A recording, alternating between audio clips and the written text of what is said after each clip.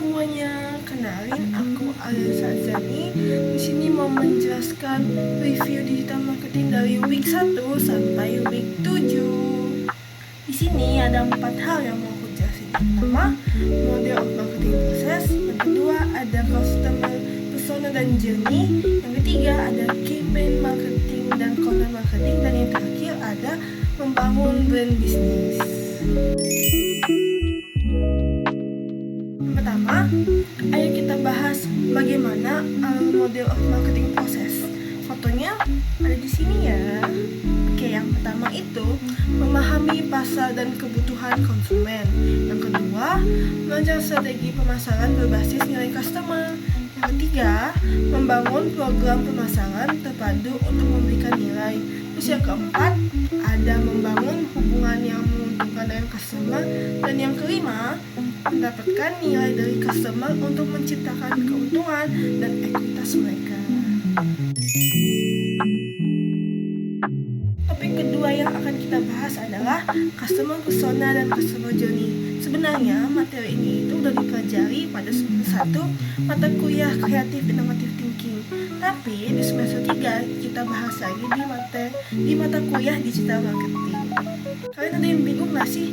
Apa itu customer persona dan customer journey? Jadi guys, customer persona adalah tipe pelanggan ideal yang menggunakan produk atau layanan suatu bisnis. Ia mewakili semua target customer bisnis tersebut. Kalau customer journey adalah keseluruhan perjalanan customer dari awal hingga akhir ketika pelanggan berinteraksi dengan suatu bisnis. Seperti itu. Kalian tahu gak sih kenapa hal ini tuh harus dibuat dalam digital marketing? Jadi, customer persona dan journey itu penting untuk diterapkan agar dapat meningkatkan kepuasan pelanggan. Kita dapat memahami kebiasaan, pengetahuan, dan juga membentuk loyalitas customer. Hal itu saja tidak cukup karena persona membantu kita untuk mengetahui secara jelas seperti apa customer suatu brand yang nantinya disesuaikan dengan journey tadi. Nah, setelah kalian dengar informasi tadi, jadi kepikiran gak sih gimana ya cara bikin suatu customer persona sama journey? Oke, aku kasih tahu ya guys. Kalau customer persona itu ada 5 tahapan. Yang pertama, lakukan penelitian customer secara menyeluruh. Kedua, identifikasi masalah customer. Yang ketiga, identifikasi tujuan mereka. Yang keempat, pahami bagaimana suatu brand dapat membantu. Dan yang kelima, ubah riset menjadi customer persona. Terus, gimana tuh kalau yang journey? Sama guys, yang journey ada 5 juga. Yang pertama, buat tujuan dari setiap journey. Yang kedua, fokuskan pemetaan journey pada persona. Yang ketiga, tentukan touch point. Yang keempat, identifikasi elemen yang ingin diperlihatkan. Dan yang terakhir, tentukan sumber daya yang dimiliki dan dibutuhkan. Seperti itu teman-teman. Tunggu, sebelum kalian bikin customer persona sama journey tadi, kalian harus tahu kenapa kita nggak boleh bikinnya asal-asalan dan juga apa sih dampaknya. Jadi guys, jika kita tidak memahami keduanya, bisa jadi salah sasaran, dimana tidak menjangkau audiens yang tepat dan juga tidak mengalahkan mereka hingga tahap pembelian. Dan yang paling parahnya, kita gagal membangun hubungan jangka panjang. Aduh, itu buruk banget ya guys. Kita nggak boleh. Kita pokoknya harus penting banget. Kita harus memahami banget siapa customer persona kita dan journey kita. Seperti itu. Lanjut ke topik ketiga. Kita di sini bakal bahas campaign marketing dan juga content marketing. Ayah, apa sih perbedaan antara content marketing sama campaign marketing? Jadi guys, perbedaan antara kedua hal ini itu campaign jangkanya pendek. Dia itu mendorong tindakan langsung dari customer. Biasanya promosi khusus, diskon, launching produk, atau iklan berbayar. Tujuannya adalah hasil yang cepat dan sifatnya fokus pada satu tujuan spesifik. Kalau content marketing itu tuh jangka panjang untuk membangun hubungan antara dengan customer. Biasanya berupa artikel blog, video, e-book, infografis, infografis, dan juga postingan media. Tujuannya adalah brand awareness, kepercayaan, dan loyalitas jangka panjang. Sifatnya berjalan terus-menerus. Kapan sih kita harus menggunakan keduanya? Kedua hal tadi digunakan tergantung dengan apa tujuan yang kita inginkan saat ini. Jika kita ingin hasil yang instan, maka gunakanlah campaign marketing. Sebaliknya, jika kita ingin membangun kekuatan brand yang mana jangka panjang, maka gunakanlah konten marketing. Jangan pergi dulu, masih ada satu topik lagi yang akan kita bahas, yaitu membangun brand bisnis.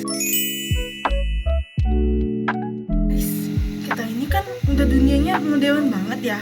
Jadi kalau mau bikin bisnis yang enggak modern dan mengikuti zaman, itu udah pasti ketinggalan deh.